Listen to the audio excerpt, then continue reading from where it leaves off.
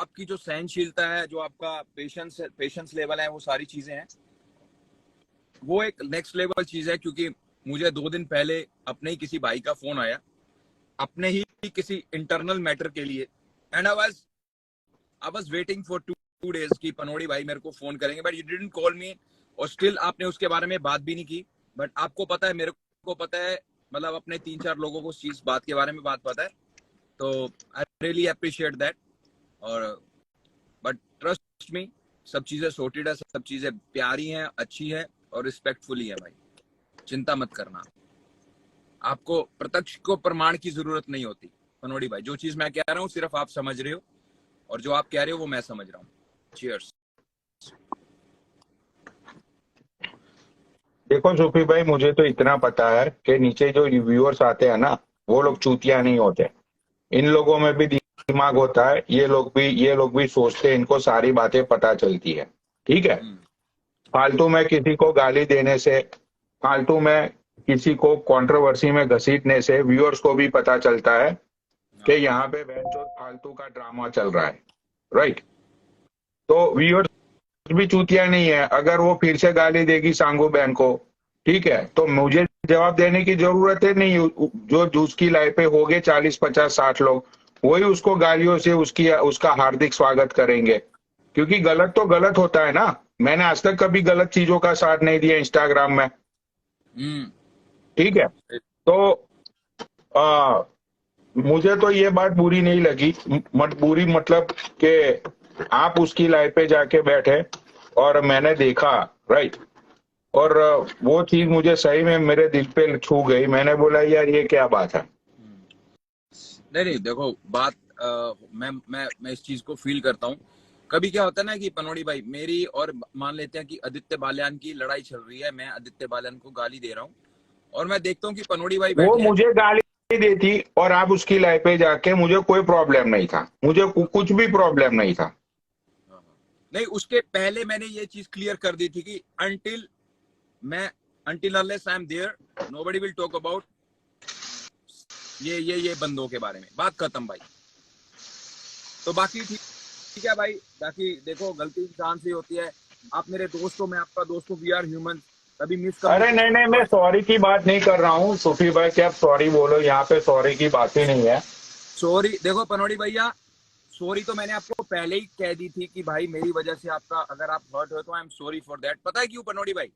आप मेरे से उम्र में छोटे हो, बट मैं आप थोड़ा, बट सॉरी कहने से ना कोई बड़ा छोटा नहीं होता। नहीं, हम उसको वो तो सामने वाले बात को सही इज्जत है। देते हैं, सामने वाले को रिस्पेक्ट करते हैं कि भाई दैट्स मीन कि मेरे दिल में आपके लिए इज्जत है, दैट्स इसीलिए मैं आपके सामने सॉरी कर रहा हूँ भाई। समझ रहे हो ना मेरी बात पनोड़ी भाई? हाँ, वो तो बात सही है सूफी भाई आपकी। सॉरी तो it's okay, not a big deal. ठीक है। लेकिन देखो, व्यूअर्स को भी पता है कि सांगू बहन के इस कंट्रोवर्सी से कोई लेना देना ही नहीं था। एग्जैक्टली। ठीक है। हाँ, वो बकरी रंडी ने, वो दूसरी चुत्ती पटेल के चक्कर में ये बकरी ने सांगू बहन को घसीटा। ठीक है। और शेरनी ने भी ईसनम को ही बोला था कि भाई तू सांगू बहन को गाली दे तो ही पनौड़ी कल्पेगा। ये खुद इसने मेरे सामने ये बात बोली अनम ने। अच्छा। अनम ने पर्सनल कॉल पे मेरे सामने, राज के सामने खुद ये बात इसने कबूल की है कि मेरा देखो पनौड़ी सांगू बहन से कोई लेना देना नहीं है, वो बहुत ही भली औरत है। मैंने उनको इतनी गाली दी, लेकिन वो औरत ने मुझे एक भी गाली नहीं दी, कुछ नहीं बोला मेरे बारे में। ठीक है। लेकिन मुझे शेरनी ने बोला था कि तू सांगू बहन को गाली दे तो ही पनौड़ी कल्पेगा। ओके। हाँ। अरे यार ठीक पनोड़ी है। भाई, तो बात यहाँ पे कल पे कल, भाई मेरी तो एक लाइन पे तुम लोग कलप जाते हो। सही बात।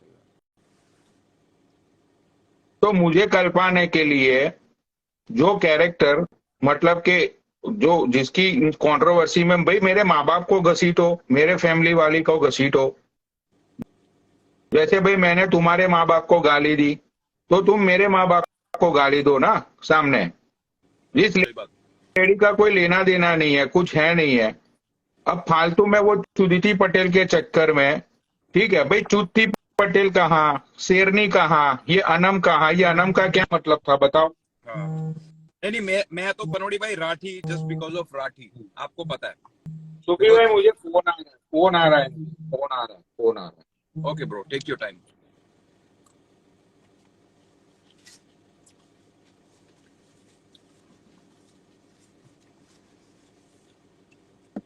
भाई ये जितनी भी बातें होती है ना, सिर्फ एक ट्रस्ट की बातें होती है।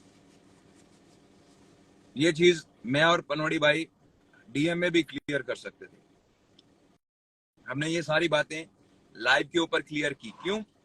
क्योंकि कुछ लोग ऐसे होते हैं जिनका काम होता है सिर्फ जहर उगलना और रिश्तों को खराब करना।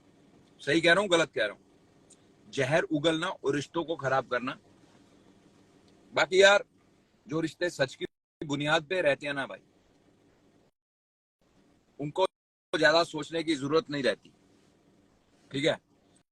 ये नीचे लिख रहा है बायकाट सूफी, लंड ले ले मेरा, ये ले, तेरे को ब्लॉक करूंगा ना, अब तेरे तेरे माँ बाप, तेरे बहन भाई, तेरे भोसड़ी के बच्चे आएंगे, बोले सूफी भैया अनब्लॉक कर दी, चल निकल मादर चोद। भाई बात ये होती है, आपके दिल में कितना जहर है या कितना प्यार है, समझ में आता है। समझे? लास्ट नाइट मेरी लाइव चल रही थी, मैंने बहुत दारू पी रखी थी।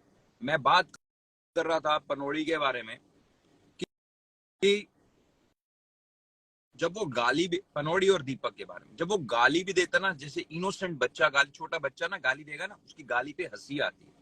May be doctor Daljeet was there.